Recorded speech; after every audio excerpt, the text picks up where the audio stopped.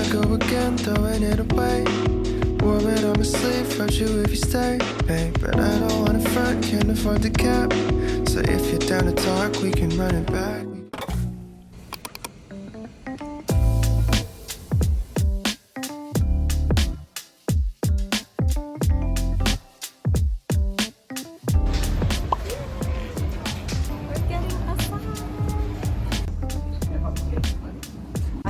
This was like somewhere where you feel it yourself. Did you know that? Yeah, I know that. Oh, okay. This is so fun. Whoa! Whoa! It came out so quickly.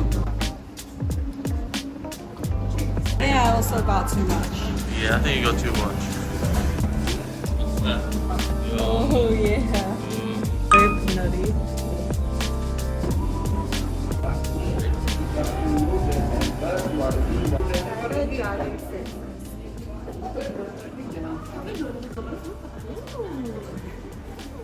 It's like I'm eating the fruit, but it's like frozen. Let me try the aside. Okay.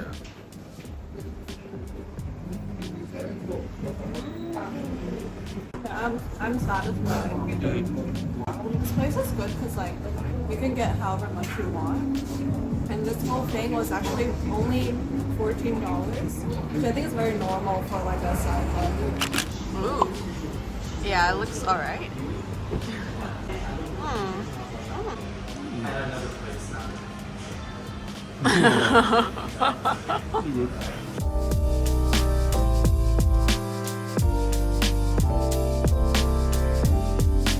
Just got coffee from this little cafe and kept saying thank you to us for ordering, so maybe I feel like they don't get that much customers, but their coffee is actually really good.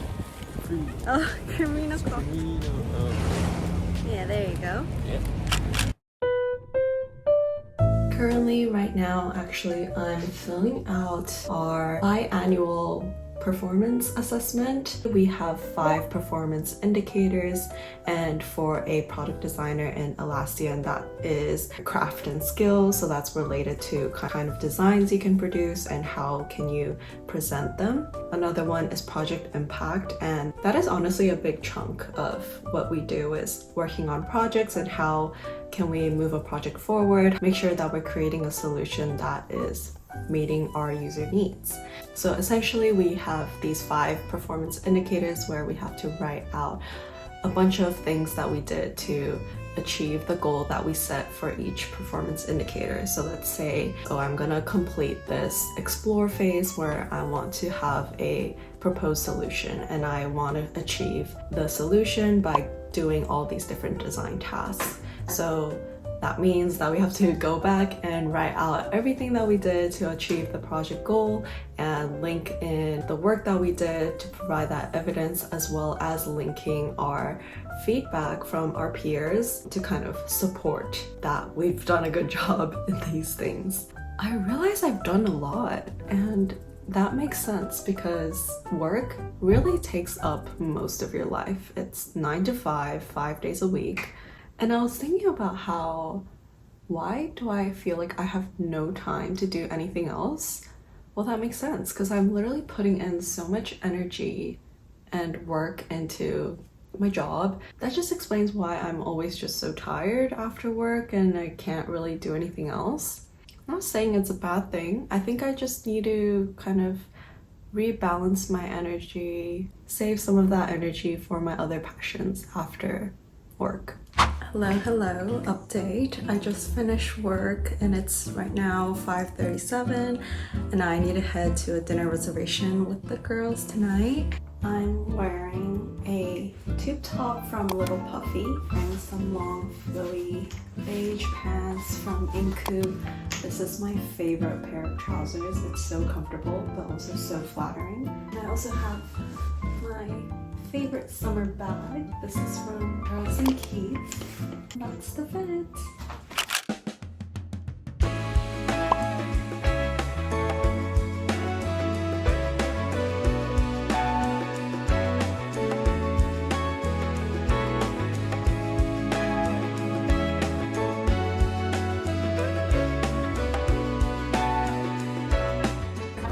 with flour. Very seasoned. Like a little bit of soy sauce and stuff like that. Good? That's not what I expected. Right? It tastes like the crab stick. Right? That's how much it was like per this one thing. Oh. $12? Oh yeah. We're going to a skateboarding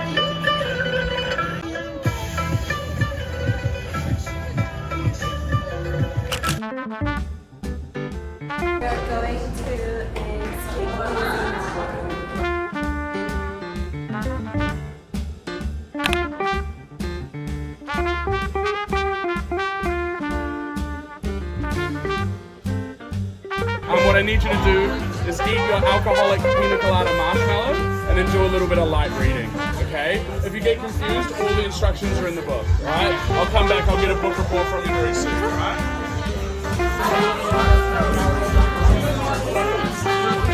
Oh. Nice.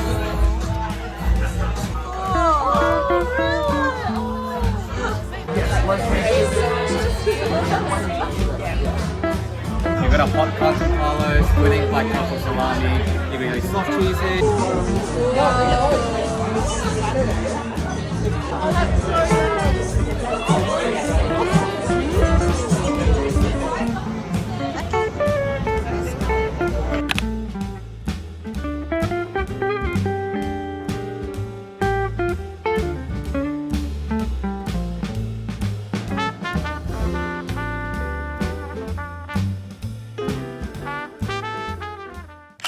Well, it's the new year, 2024, and I want to pick up something new. In the past year of full-time work, I've lost a lot of passion in what I do, and I just don't feel very motivated at work anymore. Last year, I've been getting really into just working out, going to the gym, and I've signed up to ClassPass multiple times and done quite a lot of Pilates classes before, and specifically reformer Pilates. The ones that I like are KX Pilates and MIA Studios. And honestly, after each workout class, I kind of just think to myself it would be kind of fun to instruct a class. I really like Pilates. I've been doing it for a while, and I was just doing a lot of mat Pilates at home since middle school. So I've been doing it for so long that I feel like by experience I have the knowledge there, but I want to take it to the next step and try instructing a class. But yeah, when I was looking through all the courses, I had a few requirements. And one, it was a course that I could take part-time because obviously I'm not gonna quit my full-time job. I'm still gonna work. But actually most of these courses are held online. So online meaning it's through Zoom. My other requirement was that I wanted something that offers kind of the full package and invest my money in one course that can provide me with all the material that I need to know as a certified instructor. Obviously, I want to make sure I can be certified to teach at most studios in Australia and even better internationally, which I think I did find this one course that I'm gonna be booking right now, and it's called the APPI Pilates Instructor Certification by Unite Health, a recommended course by KX Pilates. So I think it'll just be an easy option to take this course and apply to be an instructor at KX Pilates. And what I've heard from the people from these courses is that once you do these courses, you're pretty much set out to be an instructor at a studio. Some people also start their own studio and start teaching. So essentially, you just go to their class for 1 weekend per month, and that goes on to 5 to 6 months. So in each weekend, the course runs from 9 to 5 p.m. and it's Saturday and Sunday for 1 month, which I think is definitely manageable. And also with the courses at Unite Health, half of it is delivered online through Zoom and the other half is in person. And the fact that there's 4 weekends that are conducted in person makes me feel more comfortable that I'm getting more value from this course. Let's book it. Course sessions, they have a lot of dates. And the lady also told me that these courses are running out quickly because a lot of people are signing up, so you really have to like secure your spot early. Would recommend doing your research like before the start of the year, because in the start of the year, that's when they're the most busy and everyone's booking their sessions. I'm scared to press the button. Complete order. My card was declined. That's embarrassing. I'm ready. I'm ready. Oh my gosh! I'm gonna be a Pilates instructor. Okay, but seriously, I hope this is somewhat motivational and motivates you to just do it, you know? Go for what you want. That's what this year is about. Let's actually get into just to help us connect to our body. Today's Pilates session was all about the basics. We started off by learning about the 5 key principles, which were breathing, centering, rib cage, head and neck, and shoulder placement. These set you up for the perfect form when you're doing other Pilates exercises. And so, as you can see, the instructor demonstrates the movement and we follow. Then we dove into the anatomy stuff, which is all about learning the muscles and the bones that are at work during Pilates. And so this part actually gets super detailed, like learning about the parts of the spine. It's like 1:10 p.m. right now. I just quickly made this 蛋加馒头, which is like egg with a Chinese bun. And this mantou is actually made by my grandma. My grandma makes literally the best mantou ever. Like, there's nowhere else that does it like how she does. It's so soft and fluffy, as you can see. I think this one she put like brown sugar in it, so it's kind of has like a bit of a fragrant smell.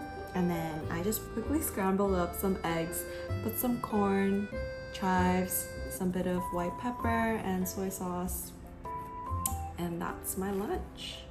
Itadakimasu.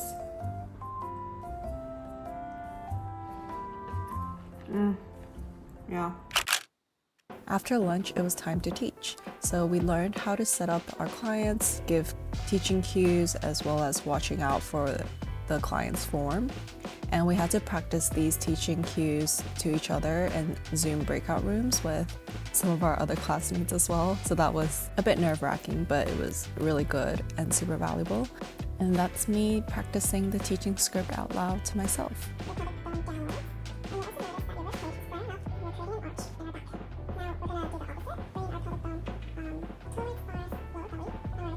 Thank you. You're welcome. Thanks, Jane. At the end of the day, we had pizza because I wanted to treat myself for a long day, but honestly, it was okay, not that great.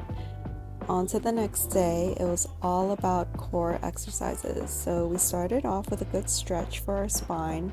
This one's my favorite, especially because I sit a lot for work and it helps me crack my back. And as you can see, we're still on our beginner movements and really focusing on how to maintain our neutral spine as well as engaging the core. And these are great for building those foundational skills.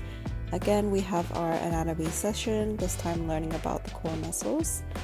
Here you can see I'm often frantically copying what the instructor says to get ideas for a clear teaching script. But yeah, that wraps up my first weekend for Pilates classes. I really learned a lot about stability and form, which is a really good mentality to have whenever you're working out, and how instructing is actually not as easy as you think.